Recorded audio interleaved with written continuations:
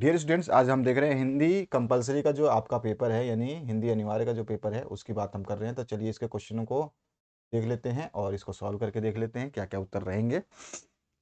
यहाँ पर जो पहला प्रश्न है वो दिया गया है, गद्यांश को पढ़ना है, उसके बाद में आपको वस्तुनिष्ठ प्रश्नों के उत्तर देने हैं।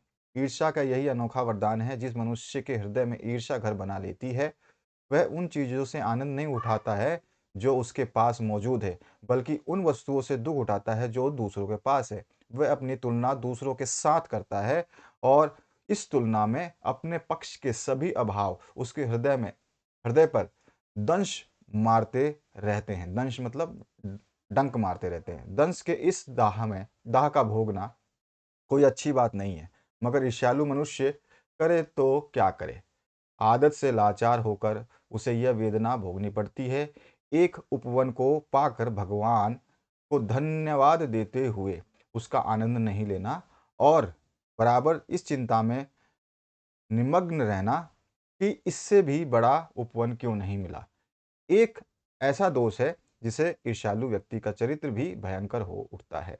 अपने अभाव पर दिन रात सोचते हुए वह सृष्टि की प्रक्रिया को भूल कर अ, विनाश में लग जाता है और अपनी उन्नति के लिए उद्यम करना छोड़ देता है, यानी परिश्रम करना, काम करना छोड़ देता है। वो दूसरों को हानि पहुंचाने की ही अपना श्रेष्ठ कर्तव्य समझने लगता है। तो यहाँ पे कुछ प्रश्न पूछे गए इससे रिलेटेड। पहला प्रश्न, ईर्ष्यालु व्यक्ति किस आदत के कारण दुख उठाता है? तो वह अपने अभाव को देख करके, निंदा करके, अपने वस्तुओं को देख करके, दूसरों की वस्तुओं को देख करके जो है वो दुख उठाता है। तो यहाँ पे स ऑप्शन करेक्ट हो जाता है। अगला जो क्वेश्चन है, ईर्ष्यालु अपने पास की वस्तुओं से आनंद नहीं ले पाता क्योंकि उसकी लालसा और अधिक पाने की होती है। ठीक है, क्योंकि उसके पास तो वस्तु होती है लेकिन उन वस्तुओं को ना छोड़ करके वो और अधिक पाने की इच्छा करता है। तो यहाँ पे ऑप्शन करेक्ट हो जाता है। अपने अभाव के बारे में निरंतर सोचने से ईर्ष्यालु व्यक्ति क्या हो जाता है? दूसरों के विनाश में लग जाता है। तो ऑप्शन करेक्ट हो जाएगा। अगला जो प्रश्न है उसकी बात करते हैं। में क्या बोल रहा है? ईर्ष्यालु शब्द में प्रयुक्त प्रत्यय क्या है? तो ईर्ष्यालु शब्द में जो है आलू प्रत्यय है। उसके बाद जो नेक्स्ट क्वेश्चन है, उपयुक्त गद्यांश का उपयुक्त शीर्षक क्या होगा? ईर्ष्यालु है, ये तो है ही। उसके बाद जो है वरदान का विपरीतार्थक शब्द यानी विलोम शब्द क्या होगा? वरदान का श्राप होता है, तो श्राप यहाँ पे दिया गया है, द ऑप्शन। नेक्स्ट जो क्वेश्चन है, जो बीत गई सो बीत गई, जीवन में एक सितारा था। इस तरह से ये है, आपको एक कविता दी गई है। इस कविता को पढ़ने के बाद में जो प्रश्नों के उत्तर आपको देने हैं। तो ये कविता है, इस कविता को हम पढ़ सकते हैं, आप आराम से पढ़ लीजिए। पढ़ने के बाद जो इसके प्रश्नों के उत्तर देने हैं उसकी हम बात करते हैं। तो यहाँ पर पहला जो प्रश्न पूछा गया है, जो बीत गई सो बीत गई, कवि का उक्त कथन से क्या आशय है? यानी कि कवि कहता है बीती बातों पर चिंतित व दुखी ना होकर के भविष्य पर विचार करना। द ऑप्शन करेक्ट हो जाता है इसका। जीवन में वह था एक कुसुम, यहाँ कुसुम शब्द किसके लिए प्रयुक्त हुआ है? तो प्रियजनों के लिए, फूलों के लिए नहीं, प्रियजनों के लिए। प्रयुक्त उपयुक्त गद्यांश का उचित शीर्षक क्या होगा? जो बीत गई सो बीत गई। ऑप्शन करेक्ट हो जाता है। पृथ्वी का विपरीतार्थक शब्द पद्यांश में आया है, वो कौन सा है? तो वो है अंबर। आकाश से टूटते तारों को देखकर क्या प्रेरणा मिलती है? तो तारे टूटने का आकाश शोक नहीं करता, उसी प्रकार प्रियजन के बिछोड़ बिछड़ बिछोह का हमें शोक नहीं करना चाहिए। जैसे तारा टूटता है तो आकाश कभी शोक नहीं करता, तारे तो हमेशा टूटते रहते हैं। इसीलिए अगर कोई प्रियजन बिछड़ जाता है तो उसका भी हमें शोक नहीं करना चाहिए। स ऑप्शन करेक्ट है। आकाश से तारे तारे टूटते तारों को देख करके ये प्रेरणा मिलती है। कुसुम शब्द का पर्यावाचक निम्न में से आपको बताना है। तो कुसुम शब्द का पर्यावाचक हो जाएगा सुमन। वह ऑप्शन करेक्ट हो जाता है। अगला जो क्वेश्चन है, निम्नलिखित वस्तुनिष्ठ प्रश्नों को उत्तर दीजिए। आदित्य स्वर किसका था? तो लता मंगेशकर का। किसने बोला था? कुमार गंधर्व ने बोला था कि लता मंगेशकर का जो स्वर है वो आदित्य है। कुएं की खुदाई और चिनाई में दक्षतम लोग किस नाम से जाने जाते हैं? तो उनको चेलवांजी कहते हैं। ऑप्शन करेक्ट हो जाता है। अगला जो प्रश्न है, रेगिस्तान में वर्षा को मापने के लिए किस शब्द का प्रयोग किया जाता है? तो वहाँ पे रेजा शब्द का प्रयोग किया जाता है। अगला जो प्रश्न है इसमें पूछेंगे क्वेश्चन, जो उसके आंसर बताते हैं। पाथेर पंचाली फिल्म में बाल कलाकारों के नाम क्या थे? तो एक का नाम था अप्पू और एक का नाम था दुर्गा। लॉर्ड कन्नौज को इस्तीफा क्यों देना पड़ा था? तो लॉर्ड कन्नौज किसी फौजी व्यक्ति को अपनी इच्छा अनुसार पद देना चाहता था। उसकी यह बात ब्रिटिश सरकार या ब्रिटिश शासन को जो है अस्वीकार थी। उसने अपना क्रोध दिखाने के लिए और शासन पर दबाव डालने के लिए जो है अपने पद से इस्तीफा दे दिया था। जामुन का पेड़ कहानी में किस पर व्यंग किया गया है? तो जामुन के पेड़ कहानी में जो है भारतीय प्रशासन व्यवस्था की अक्षमता, गैर जिम्मेदारी और औपचारिकता पर व्यंग किया गया है। कबीर ने साखियों में किस सत्य को प्रमाण बताया है? तो कबीर ने साखियों में तत्व ज्ञान को जो है सत्य का प्रमाण बताया है, तत्व ज्ञान को। सबसे खतरनाक कविता में किसका चित्रण किया गया है? तो सबसे खतरनाक कविता में गद्दारी, रिश्वत, जीवन में आत्मा और साहस की कमी पर व्यंग किया गया है या इसका चित्रण किया गया है। गजल शीर्षक कविता में कवि ने किस पर असंतोष व्यक्त किया है?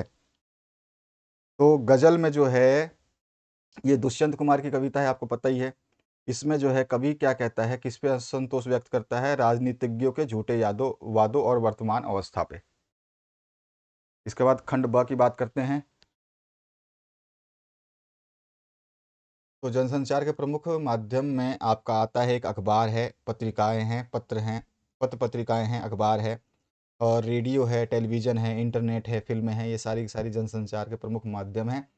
और जो हम कह सकते हैं अखबार और पत्र पत्रिकाएं जो है जनसंचार का प्रिंट माध्यम है। और इसी तरह से टेलीविज़न जनसंचार का जो है दृश्य माध्यम है। रेडियो जो है जनसंचार का श्रव्य माध्यम है। और इंटरनेट जो है जनसंचार का दृश्य और श्रव्य दोनों माध्यम है। तो इस तरह से हम समझा सकते हैं। समाचार के प्रमुख तत्व कौन से हैं? इसमें हमारा जो तत्व आता है वो कौन कौन सा आता है? एक तो नवीनता आता है, एक दूसरा निकटता होता है, तीसरा प्रभाव होता है, चौथा जनरुचि होता है, पांचवा टकराव या संघर्ष होता है, छठा महत्वपूर्ण लोग होते हैं, सातवां उपयोगी जानकारी होती है, आठवां जो है अनोखापन होता है, नौवां जो है पाठक वर्ग होता है, दसवां जो है नीतिगत ढांचा होता है। तो ये 10 जो है इसके तत्व हैं। इसमें से आप जितना चाहें उतना लिख सकते हैं। व्याकरण के प्रमुख अंगों का परिचय दीजिए। इसके 3 प्रमुख जो है अंग है। एक अंग जो है आपका क्या है? वो है आपका वर्ण विचार। दूसरा अंग जो है वो है शब्द विचार। तीसरा अंग जो है वो है वाक्य विचार। वर्ण विचार में क्या होता है? वर्ण विचार में उनके भेद होते हैं, उच्चारण होते हैं, उनसे उनके जो मेल से बनने वाले शब्द हैं, नियम हैं, ये सब आते हैं। शब्द विचार में जो है शब्द हैं, उनके भेद हैं, उनकी उत्पत्ति है, रचना है, रूपांतर पर विचार किया जाता है। इसी तरह से वाक्य के भेद हैं, ठीक है, और उनकी उत्पत्ति है, उनका रचना है, ये सब चीज़ें आ जाती हैं। वाक्य किसे कहते हैं? समझाइए। तो वाक्य हम बोल सकते हैं कि 2 या 2 से ज़्यादा शब्दों के सार्थक समूह को जो है वाक्य कहते हैं। मतलब उसका अर्थ निकलना चाहिए। 2 या 2 से ज़्यादा शब्दों के सार्थक समूह को वाक्य कहते हैं। वाक्य आपके जो है 3 तरह के मेनली माने जाते हैं। सरल वाक्य, दूसरा है संयुक्त वाक्य और तीसरा है मिश्र वाक्य। इसके बाद जो है नेक्स्ट क्वेश्चन पूछा गया है, न्यायालय में पंडित अलोपीदीन को किस आधार पर छोड़ दिया गया? क्या आप इस आधार से सहमत हैं? न्यायालय में पंडित आलोपीदीन को जो है ईमानदारी के आधार पर छोड़ दिया गया था।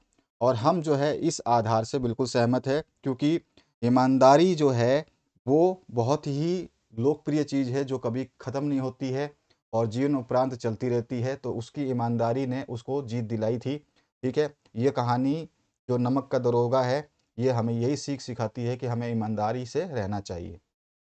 इसके बाद में मौसम की मार से पका चेहरा, आंखों में काइयां, भोलापन, परेशानी पर मंजे हुए कारीगर के तेवर, इस कथन का आज से समझाइए। याद होगा आपको कि ये जो है वहाँ से लिया गया है, मियाँ नसरुद्दीन, ठीक है, वहाँ से आपका ये आंसर बनेगा। विदाई संभाषण व्यंग निबंध में वारसराय करजन के चरित्र को कैसा बताया गया है, ये बताना है। घर से अलग होकर आप घर को किस तरह याद करते हैं, लिखिए। चंपा काले काले अक्षर नहीं चिन्हती, कविता का मूल भाव क्या है, ये भी आपको बताना है।